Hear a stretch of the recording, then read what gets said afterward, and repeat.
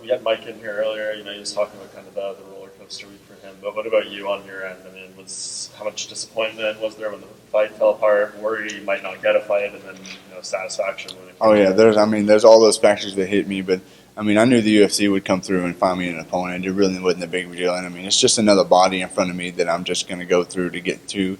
I mean, everybody wants to have stepping stones to get to the rankings, and that's all it is to me. It's just another body they put in front of me. I'm going to beat anybody they put me there. Yeah, what do you do on 4 days' notice in terms of obviously you had a chance to go through a full camp, but in terms of just adjusting game plan, research, all those little things. Game plan doesn't change. I mean, he's still a striker. He's still a good stand-up fighter. He got called to the UFC for a reason, and I mean, I just trust 100% into my coaches and my management team to take care of me, and that's all it is. Yeah, it seems you guys have been moved from the main card to the prelims. Does that disappoint you at all? Not really. I like to fight first. I like to get it over with, but I mean, Brock Weaver was the hype. I mean, I give him that. I mean, he had a good contender series run and all that, but I was planning on stealing the hype. But I'm eventually going to meet up with Brock eventually. Yeah, I was going to say that's a fight you hope to revisit in the future. Oh yeah, definitely. Do you think right after this one, hopefully? Oh, I'll plan on it. Yeah. So what do you know about Mike at this point? I know you said you don't really change the game plan, but do you know anything about him? Yeah, he's a real good striker. He went to Thailand. He really don't check leg kicks, and his ground game is a little bit flawed, and my ground game is a little bit better than his. So, I mean, I have a little bit of an advantage of experience-wise and jiu-jitsu-wise. So, I mean, yeah, I know a little bit about him. I mean, in his videos, he tells all. And, I mean, just the first round, I'm going to go in there and get some intel just like I would against Brock. And the second round, I'm going to come out there and do my thing. I'm probably not thrilled with the debut, but how much do you of a different version of you are we going to see on Saturday? Oh, I'm a 100% different person. Training at Factory X with Mark Montoya has changed my life completely. In what way? And the fact that I'm a way better striker than I thought I was. I'm way better at the ground game, and my wrestling has went up 50% to where it was. I mean, I get held down, I lay on the ground, I try some submissions, but now I get my butt up and I can verse these wrestlers. I can defend a takedown now. I don't just get laid on and preyed on, and I end up submitting people. I end up getting back up, and I end up landing my hands. It's going to be a totally different story.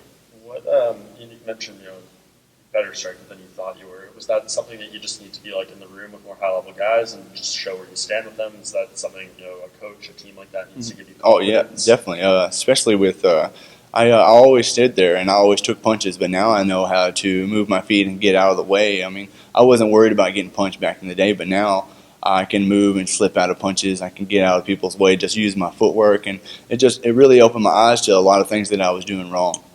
When did you start training with Mark? In April. And what made you want to get that change and start training with him? I went to Nashville to watch my buddy with Bryce. Jason House hooked me up with the UFC tickets to go see him, and then I met Mark, and I did mitts with him for an hour, and he tweaked a couple things and told me what I was doing wrong, and I mean, it just opened my eyes to, man, this guy knows everything I need to know, and I need to get down there to Colorado and figure it out. It seems that camp has been killing it, for a bit now. What's the energy there and sort of the vibe? It's high energy. We try to boost each other up. We leave our egos outside, and we're like a family. They welcomed me right in. They accepted me as one of theirs, and then now I'm best friends with almost everybody in there, and it's like a loving family that take care of each other and don't want to do nothing but make everybody better. And did you know Mike Davis before? Yeah, when we fought on the same card and we met each other, and we were like, oh yeah, we're both we got called into the UFC for last minute opponents, and we were like, yeah, that's cool and all, and we were all cool and we were friends and all, and he's a pretty good dude. That's from before you guys were even in the UFC, right? No, that's when our first UFC fight when we got called. Yeah, in April. I was just going to ask about Brock being out, and would you welcome rescheduling, or are you turned off by him pulling out? Oh no, I'm definitely not. I want that fight. I was desiring that fight. I wanted a stand-up fighter, and everybody thinks that he would have beat me. I mean, all his fans, of course. But I mean, I see that he looks at the old me and thinks that I can't do different things, and he thinks that he's going to walk right through me, and that's not the case. And I don't want him ever thinking that. And yeah, I want that hype. I wanted to take that hype from him because I lost to Roosevelt, which was a contender series, had all the hype, and I wanted to steal his hype, and it didn't work. And now I was back in Florida getting another contender series hyped guy. I was willing to take that second chance to get my hype going, And I mean, yeah, I definitely want him in the future. I can appreciate that you don't mind being rebooked to the prelims, which is on ESPN Plus with pay-per-view anyway. So, do you take offense at all that they didn't, keep you on the main card with Rock being out? How do you take that? I don't take any offense to it. I know that I'm just this is my second fight in the UFC. I don't have a lot of hype on me. My last fight didn't go the way I wanted it to. I didn't get to showcase my skills that I had, and I mean I pretty much just gave it up, And I mean I wanted to go in there and I want to recase that and get everything back that I didn't show. As far as future opponents goes, I saw you had a little bit of an interaction with Gilbert Burns and his brother Herbert trying to get a fight with you. Mm-hmm. Is that something that would be of interest after you finish this fight and maybe after the rescheduled Brockman for a fight? It really doesn't matter to me. That's up to my management team and coaches. I have 100% trust in them, and they're going to take care of me, and they're going to set me up for whatever I need to do next to get up to the ladder. Was it a little shocking for them to call you out like that on social media? Because I know you're not really one for drama, so it must have been weird having to go back and forth with both brothers, claiming that you turned down a fight and whatnot.